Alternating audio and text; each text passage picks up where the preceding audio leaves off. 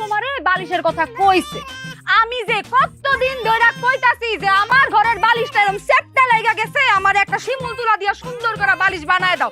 আমারে তো বালিশের কথা কও না, আর হের বালিশ লাগবো না, হেরে তুমি বালিশ দিতে কইতাছো না? আরে বাবা রে, আমি বালিশের কথা কই নাই, আমি কইছি মালিশের কথা। মালিশ মালিশ। কি দোষ করেছি? আমার মাঝে একটু ব্যথা হয়েছে, আমি বউ হিসেবে এটাও করতে পারবো না। আমার স্বামীর কাছে তুমি স্যার আমার কেডা আছে কো?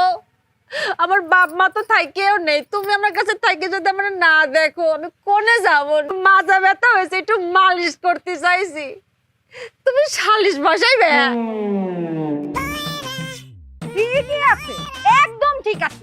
এই এতদিনে তুমি একটা উচিত কথা কইছো। সালিশ বসাইলে আশেপাশে গ্রামের সবাই জানতে পারবো যে 19 থেকে 20 হইলে হে এইখানে আইসা সিকুর মারতে থাকে, বেমাইতে থাকে, ঠিক আছে, অভিনয় করে, সবাই জানবো, ঠিক আছে? লজ্জার সময় মাথা কি খাইছাও? হ্যাঁ, বিয়ে করিস বুঝেছি, আর আমার সামনে তুমি কিস দিবে? পরে নিজে দাও। কোন বালা কইছে আমি কিস করুম? আমি কইছি আমার একটু বিষ আইন না দে, আমি বিষ খেয়ে মরুম। তুমি আমার জামাই, তোমার যেইখানে মন চায় তুমি আমরা সেইখানেই কিস করতে পারো, কিন্তু হ্যাঁ আর একটু কষ্ট লাগবো না? চলো ঘরে চলো। আমি তো উডাই করলাম, বিয়ে করিস, বিয়ে দিয়ে দিছেন, ঘরে নিয়ে যে কিস করবে না কি করবে তোমার ব্যক্তিগত বিষয়, আমার সামনে করবে কে?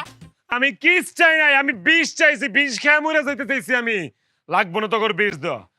আল্লাহ তুমি আমার উঠানো। এ কে কই আছে? আমার মাইরা ফালাও, আমার মাইরা ফালাও।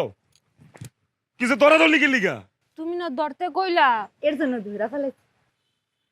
আমি কইছি আমারে মাইরা ফালাও। এই জন্যই তো ধইরা ফেলাইছি।